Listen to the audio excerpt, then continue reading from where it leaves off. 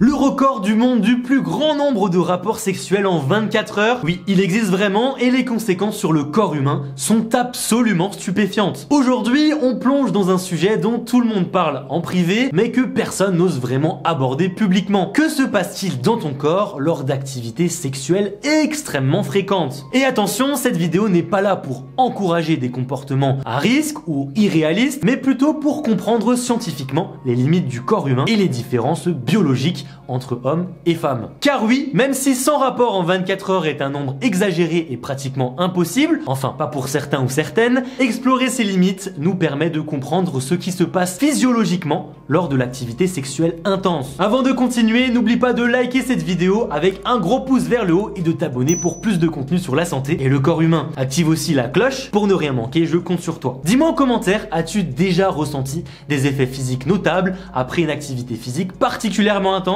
Je suis curieux de connaître vos expériences, tout en respectant évidemment dans les limites de la décence, bien entendu.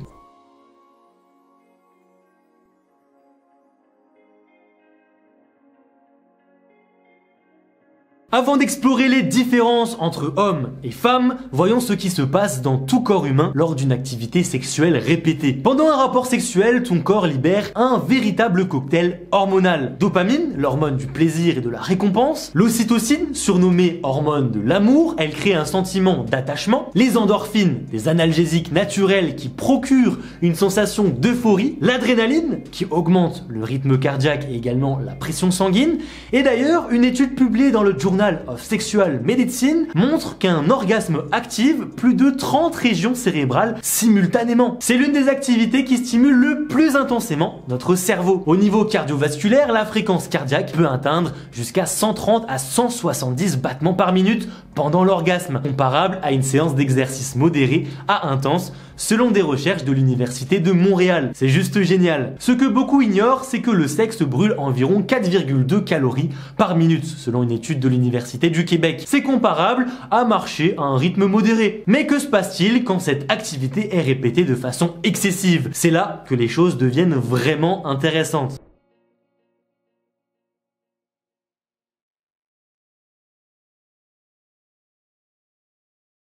Chez l'homme, l'activité sexuelle répétée entraîne des changements physiologiques très spécifiques. Premièrement, parlons de la période réfractaire. C'est ce temps de récupération obligatoire après l'éjaculation pendant lequel une nouvelle érection complète est biologiquement impossible. Ce n'est pas une question de volonté, mais de biologie pure. Cette période réfractaire varie considérablement. Par exemple, chez les jeunes adultes, 15 minutes à 1 heure. Chez les hommes de 30-40 ans, environ 30 minutes à plusieurs heures. Et après 50 ans, potentiellement plusieurs heures, voire un jour entier. Des recherches de l'International Society for Sexual Medicine ont montré que cette période est contrôlée par des hormones comme la prolactine et la sérotonine qui augmentent après l'orgasme et suppriment temporairement le désir sexuel. Après 3 à 5 éjaculations dans un court laps de temps, le volume de sperme diminue significativement. Après 7 à 10, la production de sperme devient minime et l'éjaculation peut devenir même douloureuse. Une étude de l'université de Sheffield a démontré que le volume éjaculatoire peut diminuer jusqu'à 95% après des éjaculations multiples rapprochées. Au-delà de 10 à 15 rapports, des micro-lésions peuvent même apparaître sur le pénis, particulièrement en cas de friction prolongée sans lubrification adéquate. Ces micro-déchirures peuvent provoquer un gonflement, des rougeurs et une sensibilité douloureuse. D'ailleurs, un fait étonnant, après environ 20 éjaculations en peu de temps, certains hommes rapportent éjaculer un liquide clair qui ne contient pratiquement plus de spermatozoïdes, évidemment toujours selon une étude publiée dans le Journal of Andrology. À l'extrême, des cas médicaux documentés montrent que l'activité sexuelle excessive peut provoquer une hémospermie, la présence de sang dans le sperme, ou même une éjaculation rétrograde où le sperme remonte dans la vessie au lieu d'être expulsé. Oui, ça devient chaud.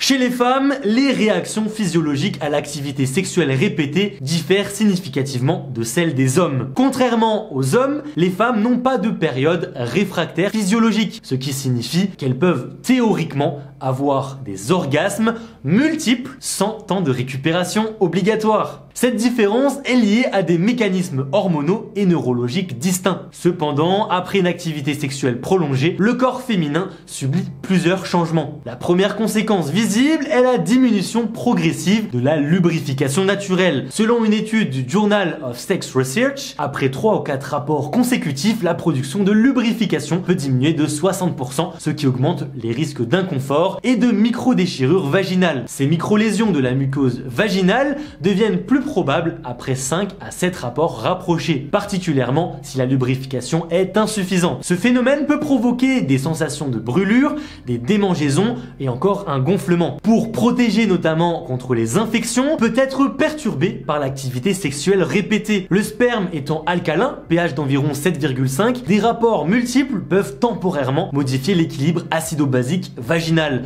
augmentant ainsi le risque d'infection comme la vaginose bactérienne par exemple, toujours évidemment selon une étude de l'Université de Californie. Au niveau des muscles, l'activité sexuelle intense sollicite particulièrement les muscles du plancher pelvien. Après une activité excessive, ces muscles peuvent subir une fatigue comparable à celle ressentie après une séance intense de sport. À l'extrême, des cas cliniques documentés montrent également que l'activité physique excessive peut provoquer une irritation cervicale, des saignements post-coïtaux ou même, dans des cas rares, des lacérations vaginales nécessitant une intervention médicale.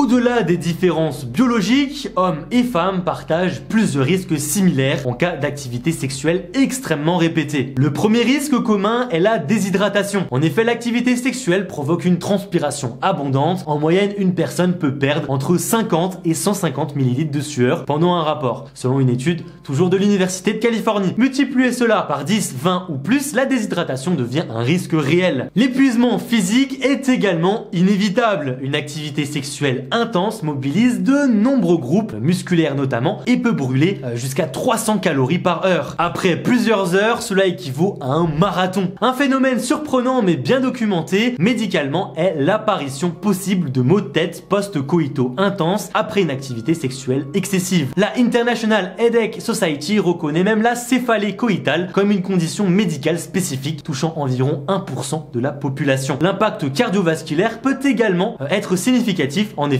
la pression artérielle et le rythme cardiaque augmentent considérablement pendant l'orgasme. Des études publiées dans le Journal of the American Medical Association montrent que le risque d'événements cardiovasculaires est multiplié par 2,7 pendant l'acte sexuel. Sur une période de 24 heures avec une activité répétée, cette sollicitation devient potentiellement dangereuse avec les personnes ayant des antécédents cardiaques.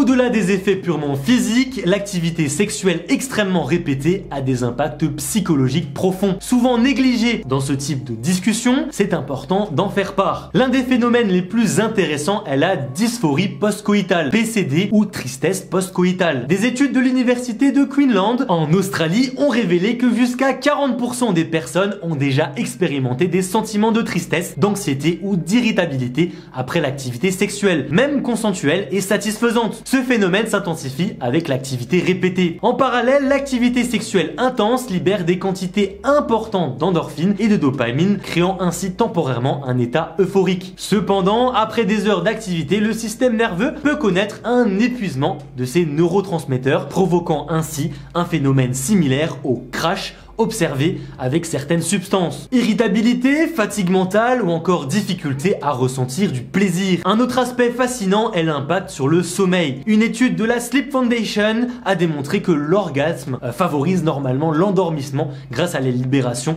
de prolactine et d'ocytocine. Mais l'activité excessive peut paradoxalement perturber ce mécanisme, créant un état d'hyperexcitation du système nerveux, ce qui rend difficile l'endormissement malgré évidemment l'épuisement physique.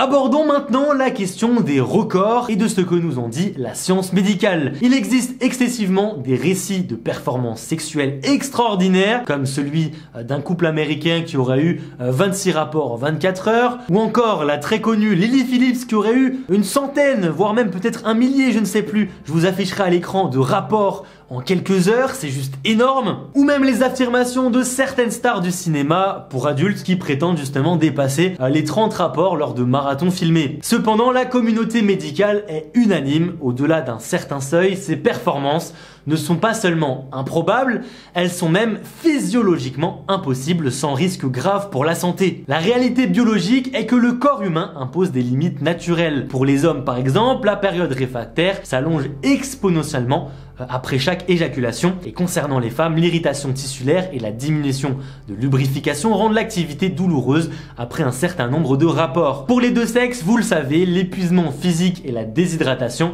deviennent des facteurs limitants majeurs, et ça vraiment c'est à prendre au premier degré.